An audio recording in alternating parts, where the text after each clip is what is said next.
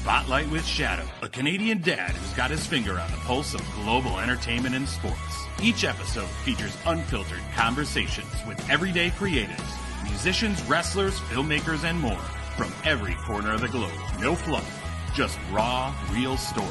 This is Spotlight with Shadow, presented by Off the Top Media. Ladies and gentlemen, welcome back to another episode of Spotlight with Shadow. My name is Shadow. Tonight, my guest has many jobs, many titles, many faces, and most importantly, very few hairlines. Now, he is MetalMike. How are you doing? I'm doing good, man. I'm happy to be here. I was very surprised when you texted me and said, "Yo, man, you want me to interview?" I'm like, "Yeah, let's do it, bro. I'm down." I was surprised, but I'm happy to be here, dude. You're doing some great stuff. You got a lot to talk about, so I thought it'd be interesting to pick your brain a little bit. Oh, yeah. Now I'm going to skip pleasantries because that's not what I do here, because that's boring. Now, I want to know, what is little Michael like? Man, I mean, born in 86, I'm 38. You know, I grew up loving Ninja Turtles, wrestling, and football and baseball. You know, I played some sports, played with the wrestling action figures, went to events, had a fun childhood. I did. So video games as well, can't leave that out. And childhood was fun. It was a lot of fun. And around the age of 10 and 11 is when I started having the dreams of doing something. They tell us in school, like, you have your dreams, like you can dream big, do whatever you want. And my dream was to be a sports broadcaster. Hey, you're halfway there already, right? So halfway there, yeah. Oh, halfway there. Anyways, so you grew up in Pennsylvania. Yes, sir. You're a very what we call punkish style person. Mm-hmm. Now, is that hard to grow up in Pennsylvania being a punk? I mean, in Pennsylvania, it all depends. I mean, if you go into like the Philadelphia area, I mean, you can have a lot of rock bands come through Philadelphia.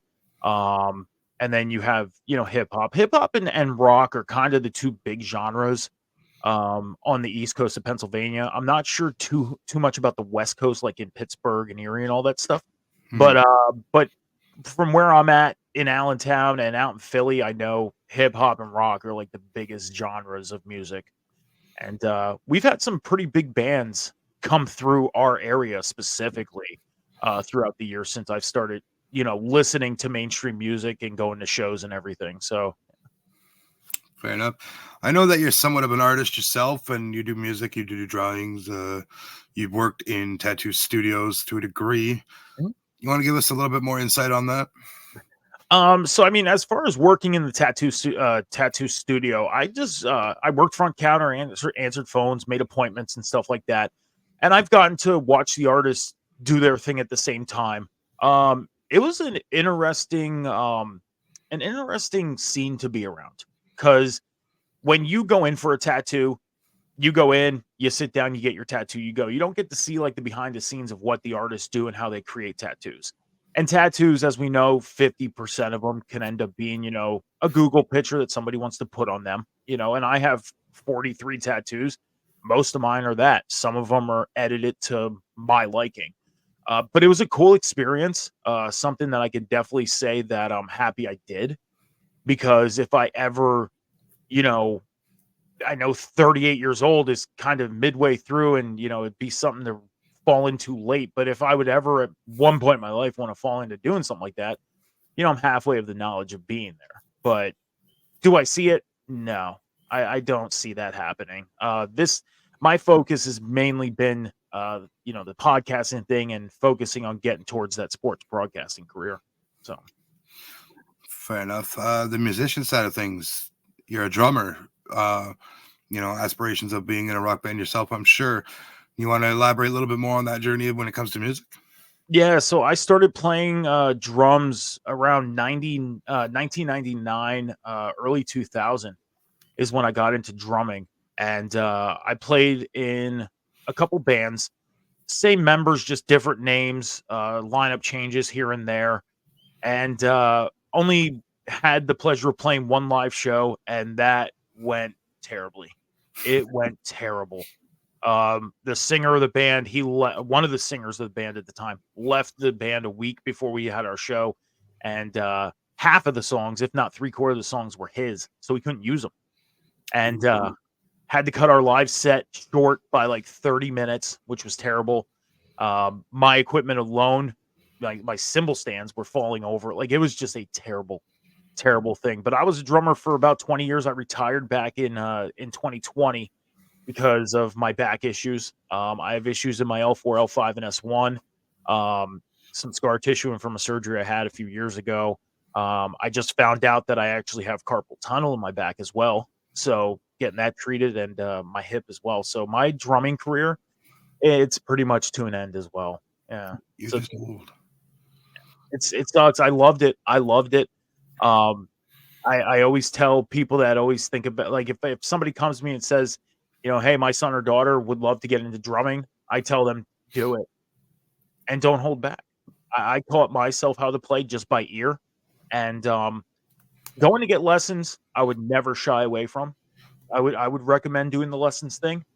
But if they can learn on their own, there's nothing wrong with that either. And a lot of drummers do that. A lot of drummers will learn by ear, which I was able to do, and I loved it. I did it for 20 years, and I wouldn't take them. I wouldn't, go back and change anything.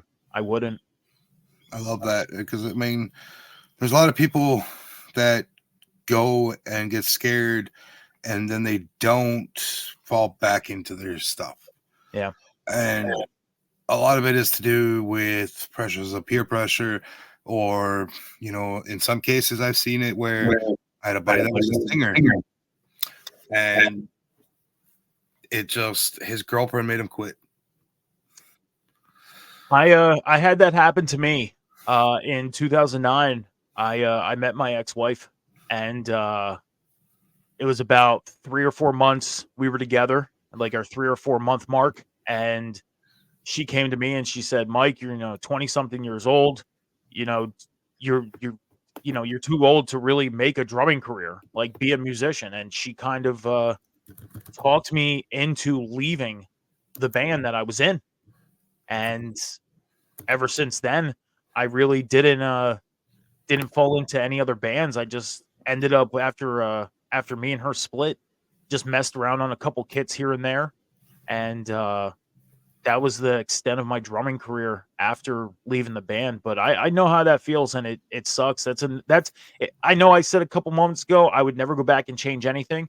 That might be the one thing I'd go back and change, but you always hear that thing of, if you go back and change something, you don't know where you'd be today. Yeah, I mean, I get that, and I apologize in advance here. I'm dealing with some driver issues on my end. So you're a drummer. Your ex-wife is like, "Hey, fuck you. You're not doing this anymore," kind of thing. Now, I'm going to touch on the subject, and if you don't want to answer, that's 100% fine. I do not want names. You're a dad, and specifically a girl dad. Yes, sir. That in itself is a commendable thing, but I got to ask, what was the challenges you faced coming up as a young, because I know your daughter is pretty old now. Yeah. What's the challenges you faced as a young father coming up with a girl? I mean, a lot of things. I'll just say this. I mean, my daughter is from an ex-girlfriend from 2005. We were together a month and a half. We split, found out that, I was having a kid, and took full responsibility right away. I wasn't somebody that was like, "Oh, I'll wait," or didn't take responsibility at all. I did right away. Fast forward to 2010, I got full custody of her, and I've had full custody of her since she's 4 years old. She's 18 now. And it was a lot of trial by error, and even though I had, women around me, my mom, my sister, even my ex-wife at the time, it was still that I have to learn to do it, because you never know what life is going to bring you. Hence the fact, ex-wife is gone, anything can happen to where, one day it could be just me and my daughter, and I have to know what to do. And it was a lot of trial by error, learning on the fly. And I'll admit, sometimes internet searching, I would have to say thank Carefully, you. I assume. You know, Carefully. Gotta be careful yeah, certain stuff. I mean, it was mostly like, it was mostly like, trending stuff. Like, what's the most popular things going on today that, that for like, because when you're a boy, you're into pro wrestling, action figures, Power Rangers, Ninja Turtles, stuff like that. You Right. kind of followed like the trending things. Like, what are the trending things for the girls? That's pretty much what I meant by that is, you know, what's the trend for girls? Like at that time, Frozen, all this stuff. And then you go to them and be like, aren't you into this? Aren't you in that? Because sometimes you don't know what your kid's into. You don't. So Mhm. you want to kind of be up to date with what's going on, with what kids are liking. So it was more of that than anything. Other stuff, I obviously went to, mom and sister and asked them, not the internet, but Well, the I gotta trending stuff. you just all right, here we go. Fixed. There you go. It's fucking drivers, man. It's stupid. I gotta ask because you said mom and sister there, so I'm assuming they came into play when it came to your daughter coming into adulthood. Yes. And I gotta ask, and because we've all seen it in movies, and I have a daughter myself that's not at that age yet. Yeah. But what was your first reaction to that? Like, oh shit, what are we gonna do now? Do I throw like paper towel at it? Do I throw a newspaper at it? Like, If I think I know where you're heading with this question, it was midnight when it happened. Yeah. So thank you to 24-hour stores. That's all I gotta say. Thank you to 24-hour stores. But no, it was a very calm I wasn't the one that experienced at first. It was she went to my mom, because she knew any girl stuff she went to my mom for because we live with my parents. Right. Went to my mom, and then my mom came to me, and I said, "All right," I grabbed the keys, headed in the car, and went to the store, and that was that. And that was the end of it. It was a very calm situation. It was a very calm situation. It wasn't, like you said in the movies, they make it a big deal. It's like, honestly, it wasn't. It really wasn't a big deal experience. Before I leave the subject of children, I want to Yeah. ask one more thing. In the 18 year or the 14 years that you've had with your daughter, I say that like that because it's been you and her for 14. Yeah. How many Adam Sandler moments have you had where you just want to scream, all right? And more than I could probably count. I mean, kids today growing up, this new generation, and I've said it to many people that, kids are smart these days. They are. They're really picking up on things. I have a 7-year-old nephew that, is literally, he's a YouTube kid, obviously. He watches stuff on YouTube, and, he's learning a lot of stuff from YouTube. Just being careful with it, obviously. But like I always say, like kids are smart today. They learn very quickly, probably quicker than I've ever learned as a kid, or probably as I'm sure you can attest to that. My daughter is stupid smart because of that stuff. It's like they say, like they say smart stuff, and they're smart with things. But I always say they do stupid stuff, and it's like They do. pay attention with what you're doing, because as you grow up, depending on what it is, things come with consequences. So you got to try and teach them that. And some kids don't want to hear that. They just want to do it and cry wolf if it's a bad experience. Yeah, 100%. Yeah. The next subject I want to go to is about a year and some ago now. I found you in a dark back alley hanging out with a bunch of trash pandas. And I said, hey, come over here to the bright side of things and come work on our network. Oh, okay. So what kind of podcasting, like, where's the world taking you on that? How did you get here? Why? Yeah. So the podcasting thing I actually started doing on my own back in late 2019. I started my own music podcast. It was called Drop the Mic. And it was just me talking about, music. Like if a new album came out, I'd give a review on the album. If I went to a concert, I gave a review on the concert I went to. Any news that came out, I'd talk about that. And then in 2020, right before the pandemic hit, I went to Elimination Chamber out in Philly, and I met somebody this person that was sitting next to me, and we got together and did a podcast. And in 2021, January 2021, we were supposed to go live on his friend's radio network. And a day before that was supposed to happen, he ghosted me. He bailed. And from that point up until I'd say, yeah, it was right after WrestleMania 39, hours after WrestleMania 39. I was trying to do things on my own, and it was tough. It was not easy. I was trying to produce things on my own, going live by my own, trying to post videos by myself. Like, it wasn't an easy feat because I didn't have the experience that I do today. Uh, and I ended up on another place with a different named show. And that was even a trial by fire. Like, it was like, okay, here you go. You got a show Sunday nights, 10 o'clock, go. And I pretty much had to learn everything by myself there.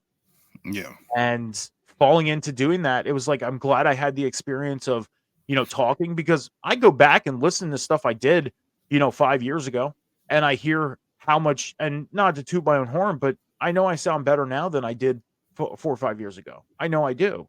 Man, I'm right there with you. So yeah, I mean, you go back and listen to that, and it's like, man, I feel like I really advanced, but you're still your own worst critic because you always want to make yourself better.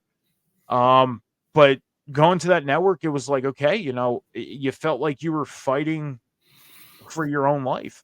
And it got to the point, I mean, 2-3 weeks in, our show went from being, fourth to being the most viewed show on the network, which was surprising. And then about a couple months later, came over to here, and that was it. Been here since, and it's been a great experience. I mean, I've learned a lot more, and I feel like I've gotten more advanced in the past year, and I'm having a lot of fun. I'm having a lot of fun doing the table spot on Mondays. I'm having a lot of fun doing the boom on Wednesdays, Rivet City Red Zone on Sundays. Like, it's a lot of fun. I mean, sometimes it's stressful. It is, because, trying to prep for 3 shows throughout the week, it's like I'm even using my days off from shows to get things ready for shows. Right. Before we started this interview, I was working on stuff for Red Zone. So,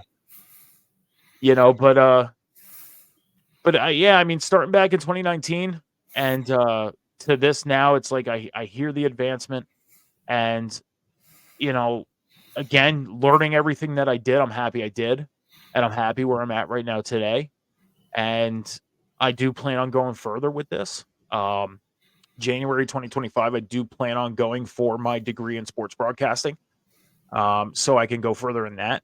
But one thing I said was I would never, ever shy away from podcasting because I love doing it too much. I mean, that's one thing I never thought I'd get into is podcasting. And I mean, I'm still really not, but I am. I mean, I own half a company that is a podcast, but I'm doing this, and I don't consider this a podcast. I consider this having fun with friends. Like you said, you go back 4 or 5 years and you listen. I've only been doing this for 3.5. Yeah. Well, that's not true. I tried to start a podcast in 2017. That went nowhere. Terrible time. I'm not like you, though. I can't go back. I never rewatch anything. Because of the exact reason you said, is I'm my own worst critic. Yeah. And I don't believe in going back and watching. If I know by the end of my interview or the end of my show if I did good or not, and if I feel like I didn't, then, well, you see it. I mean, I'll go back and watch, like, today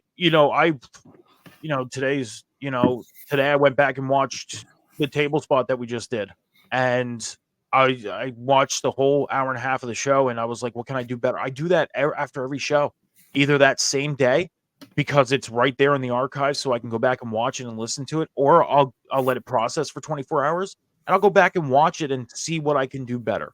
The problem is I don't know how much better I can get right now, because I feel like sometimes I am the same way, talking wise and on camera, as I always am.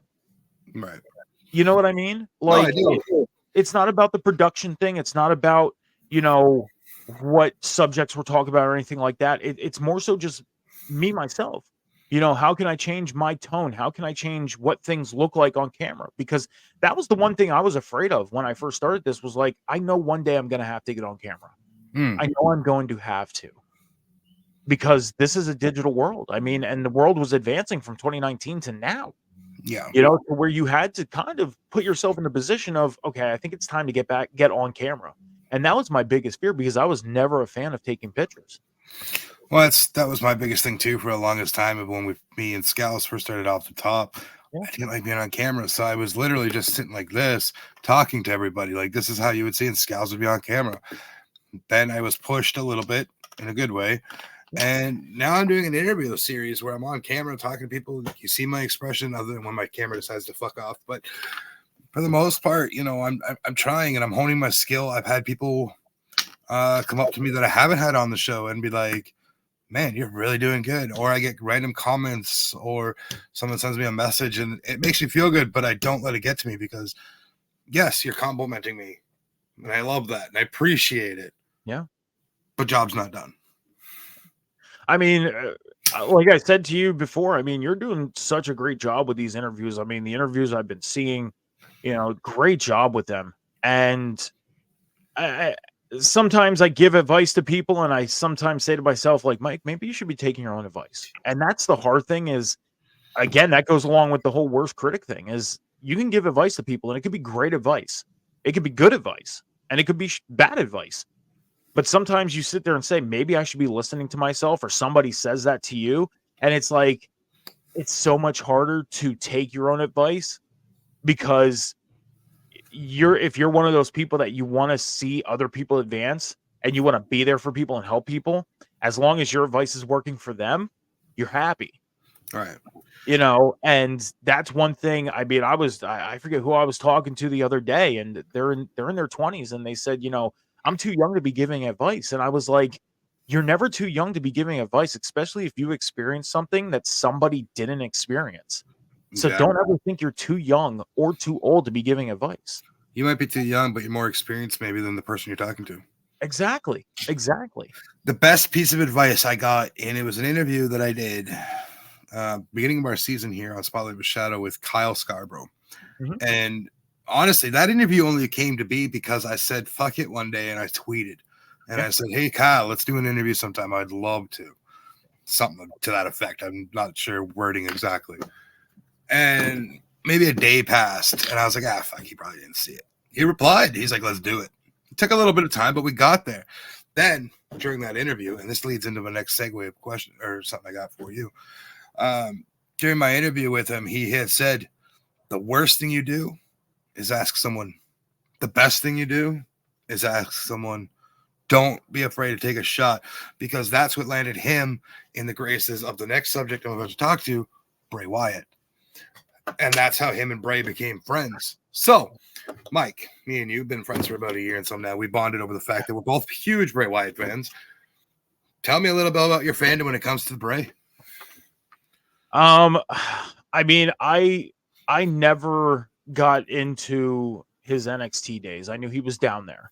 But when he got introduced on the main roster, there was just something about the character that connected with me literally right away. And I to this day, I wish I can really say what it was.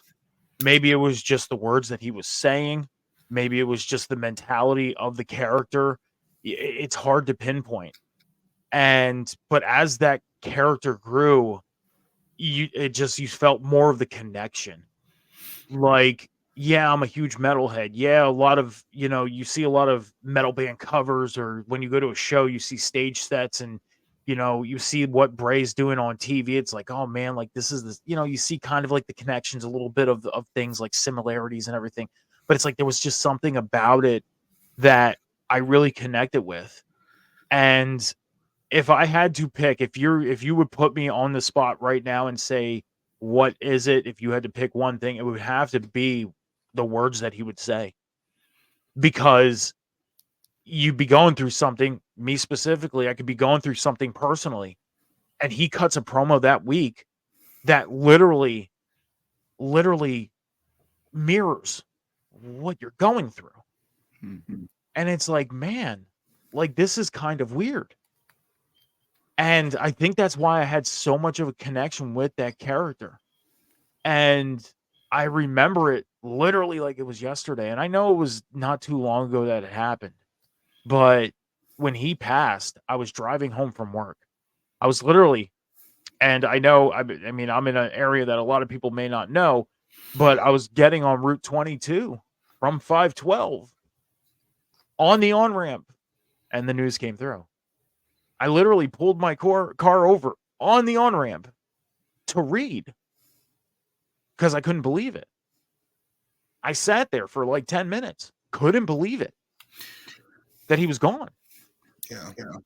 I mean, it's crazy. It's even crazy to think that was 14 months ago. But just to think of this, Shadow, is literally that morning we got the news that Terry Funk passed away. Was it the morning or that after that the day before? It was that morning. It was that morning that we got Terry Funk that passed away. The news came through. And it was just so like, man, we lost two legit legends in this industry that you grow up and love as a fan. I'm trying so hard not to cry right now. So, well, I'll switch subjects. Talking.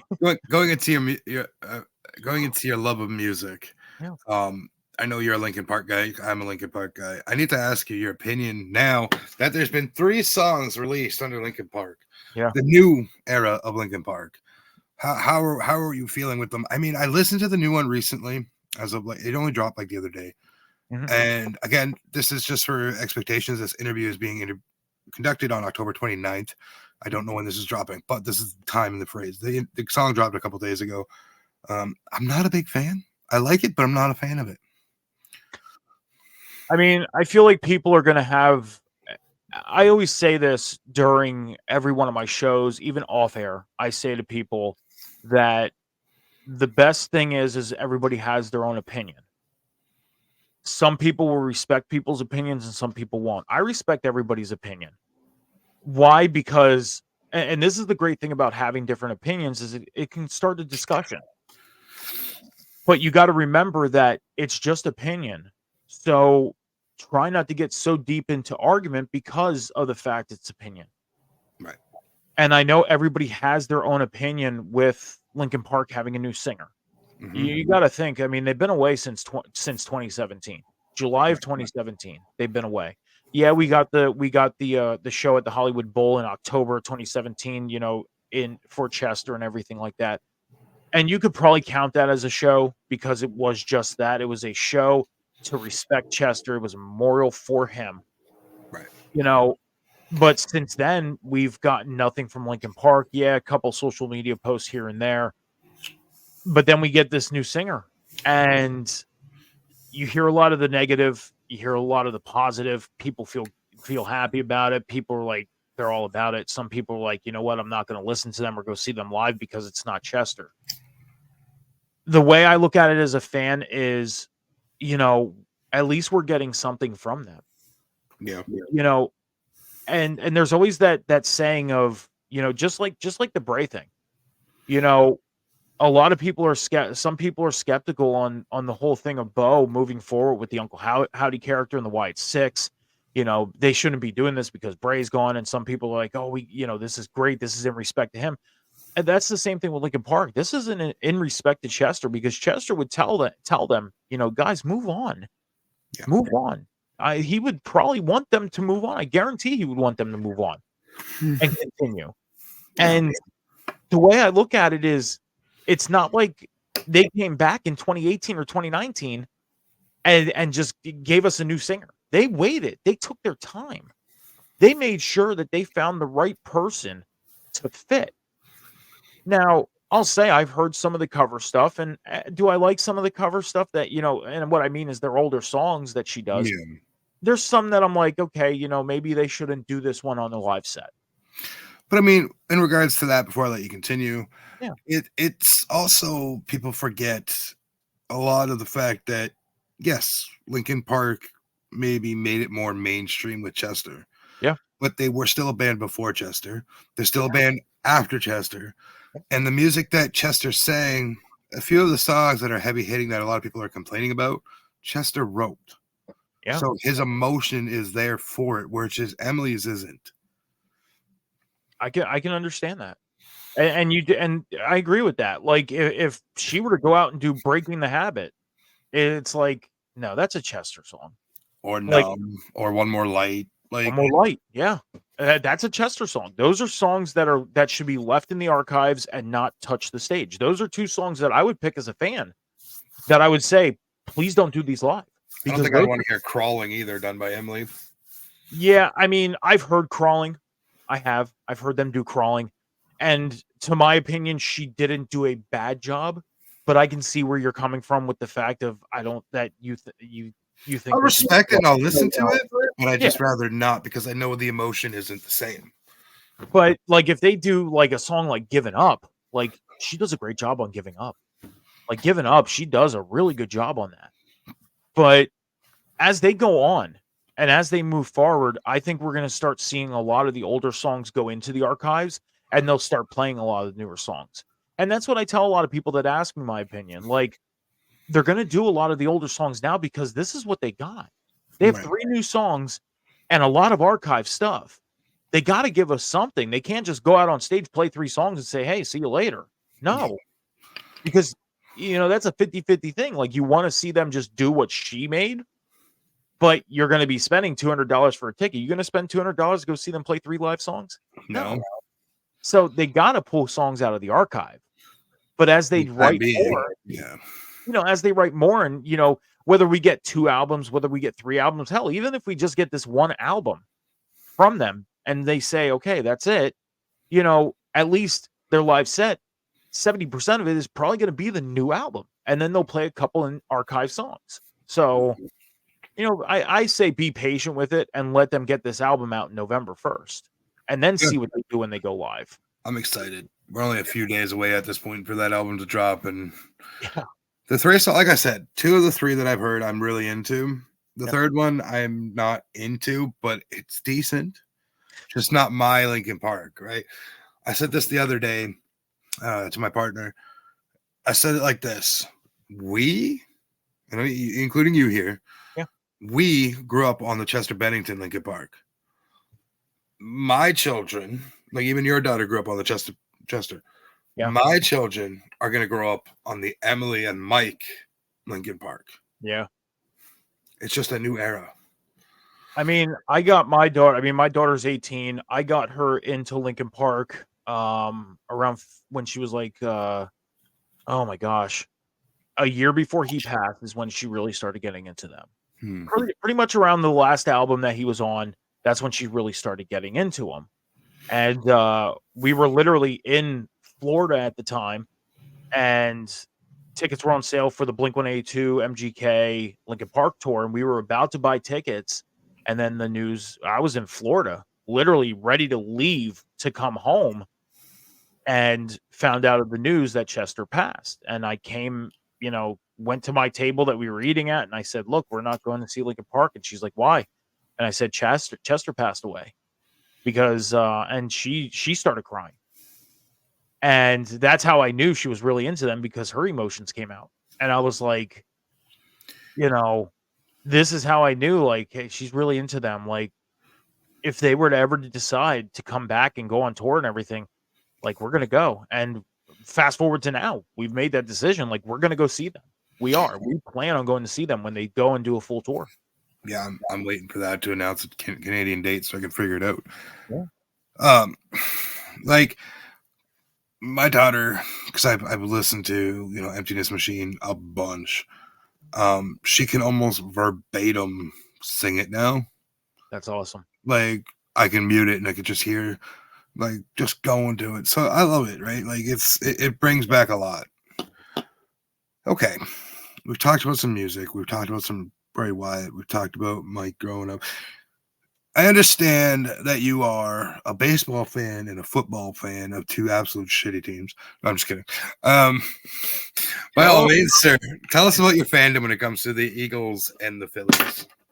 Yeah, so I mean the Phillies, man. I mean, I grew up playing baseball.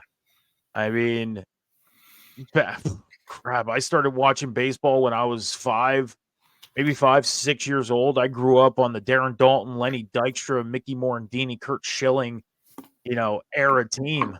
Just And bums. Yeah. the 93 World Series Phillies against the Blue Jays. Blue Jays won. Yeah. I'm not a Blue Jays fan, sir, so I don't really care. I mean, but that was really when I started getting heavy into it, and I played baseball, and I've had the dream of one day maybe going to that, going up to those levels. Like I said, growing up as a kid, you have those dreams, and the sports broadcasting thing, was around the 11, 12 years old era range. My one of my biggest idols was Harry Callis, who was the broadcaster on the radio and the television for the Phillies. But before that, it was, playing baseball. I wanted to play baseball. I wanted to be, either a pitcher, a catcher, or a first baseman.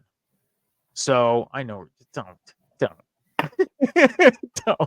I know where you're going with that. I was kind of scared to say it too. And then I seen the face. But no, like those were the three positions that I truly wanted to play. But right after, when you hit certain age levels, you got to move into certain areas of playing. Like you go from playing in-house to playing or as a road team, and then you move up in high school, college, whatever. And I stopped playing around the time that, my in-house days ended, playing in a concealed league, basically.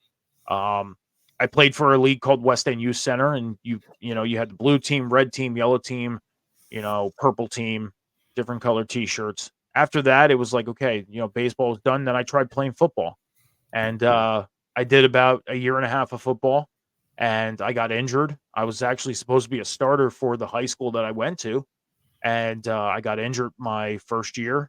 And when I went into my second year, because I was out the full season in that first year from the injury. And I had a fear of getting hit and injured again going in my second year. So I was like, I don't think I can play anymore. I don't, because of that fear of injury. I could never get over that fear. And that's when I got into playing music, the drumming thing. But, the sports broadcasting thing fell into, like, the dream kind of got into me. And, I started paying more attention to, radio broadcasts of sports and the TV broadcasting. And one thing I did was I would turn down the volume of the TV, and if the Phillies were on TV, I would turn down the TV and listen to the radio, like turn on the radio station if I wanted to hear Harry Callis. And then when he came back on TV, turn off the radio, But the Phillies, to get back into it, the Phillies, man, I've loved them since I'm a kid. The Eagles, I've been a fan of them I wasn't originally an Eagles fan. So a lot of people give me crap for this. I was actually a Packers fan up until 2008, 2009, but I was more of a Brett Favre fan than a team fan. So how'd that do for you?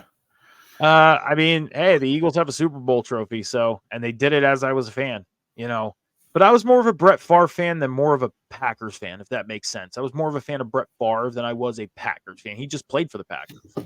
Respect's game, right? So when he left Green Bay, it was like, okay, I was like, I got to pick a legit team to be a fan of, and the Eagles were it. And I've been a fan of the Eagles ever since. So I'm going into it's almost 20 years that I'm an Eagles fan. Yeah, it's almost 20 years since I've been a Patriots fan. So yeah, so it happens. A lot of people give me shit for it, but it's like, it happens. People do change teams as fans. It happens. Man, listen, I got spoiled early being a fan of the Patriots, and now I'm in the dark days. But to be fair, I've been watching the Patriots since the Bledsoe days, so I don't even want to hear anybody say, "Oh, you're just there because I'm still here. I'm still here." I'll say this. I used to get defensive about it, but I've learned to, tell people, like, it happens. Like, you could be a fan of a team, but you're a fan of a player of that team. So you end up being a fan of that team. Once that player leaves, it's like, then you find the true team that you're a fan of. And the Eagles were the team that I found myself as a true fan of after Favre left Green Bay. So I grew up a Toronto Maple Leafs fan, and they're the Dallas Cowboys of the NHL. So it's, and you see it, people do change fandom. It happens. You know, I still have some players that I cheer for on different teams. I'm not associated with those teams, but I still cheer for those players. Exactly. I mean, I was in hockey. You know, I was when I was a young kid, like when I was really, really young, and I'm talking about just starting to learn how to learn like the sport of hockey. I was an Anaheim fan. I was a Ducks fan. I mean, I fell in love with it because of the Mighty Ducks movies. So Same. That was pretty much that too. Was being the movie and everything. It was kind of convincing. So I was a Ducks fan, and then as I grew up, and really got into it, it was like, yeah, Flyers are my team. And I learned all about the team, learned the history, learned the players, everything like that. So it happens. And I've learned to not get so defensive about it. But, it is what it is. That being said, I want to go into your fandom of professional wrestling. Yeah. That'll be our last subject matter of this conversation. So tell me, where the do you get into this? 4 years old. 4 years old is when I started watching. My mom was actually a fan of it. And we were sitting down one Saturday morning, and she turned on Saturday morning wrestling. And she was like, "Do you know where they're filming this right now?" And I was like, "Where?" And she's like, "Here in Allentown," because WWF at the time filmed a lot of their stuff here in Allentown, Pennsylvania, at Agricultural Hall. And the first wrestler that I seen on my TV was I don't know if I really want to say his name, so I'll just say the immortal one. We all know who that is, the red and yellow. And fuck the Hulk Hogan. Yeah. Yeah. So, he was the first person, first wrestler I ever met was Sergeant Slaughter. He was a super nice guy. Got to meet him for the first time. And one person that people never believe that I met, but I have met him, and I do have picture proof somewhere. I met The Rock. I doubt that. I'm just kidding. I have met The Rock when I was 13 years old. But pro wrestling was something I've always been a fan of since I'm 4 years old. Saturday morning wrestling was the first show I watched. First WrestleMania I ever seen was WrestleMania 6. Yeah, I mean, as I got older, learning about the ins and outs of it, as we all know as an adult, it's premeditated, all that stuff, like pre-planned, everything like that. But the one word I will never say is the F word. I will never say it because people come to me and say, isn't that stuff that? And I'm like, the one thing I always ask them is, how do you learn how to fall off a 25-foot ladder then? You can't. And if you look, they get injured, just like a football player, just like a baseball player, basketball player, hell, just a normal human, normal everyday average Joe human being. I mean, at the time of this recording, TNA just had a pay-per-view on the weekend, and Chris Bay just took out his own neck. Yeah. Yeah. Down for glory. Can't say that's fake. Yeah. And that's why, and that's another thing I learned to not get so defensive about, because as I get older, it's like I try and avoid arguments as much as I can, because you get older, you don't want to deal with that stuff, So I let people have their own opinion. If you don't like it, then it's not for you. Like I had a conversation with someone this past weekend. There's an indie event coming near me soon. Yeah. And they were like, "Why am I going to buy tickets to that Carney shit?" You know what? Feel the way you're going to feel, man. I'm not here to argue with you. I mean, growing up watching it throughout the years, becoming a fan, getting to meet some of the wrestlers that I have, AJ Styles, Jeff Hardy, Sergeant Slaughter, The Rock.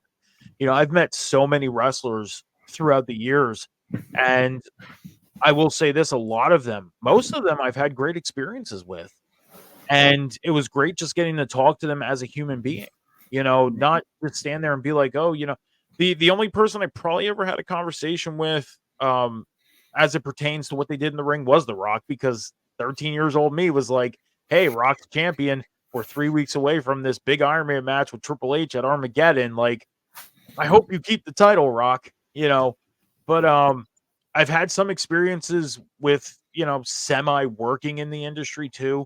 I actually did security for the local promotion we had here, WXWC4, actually ran by the Wild Samoans, Afa and Samu ran it at the time, and I did security for a couple of events.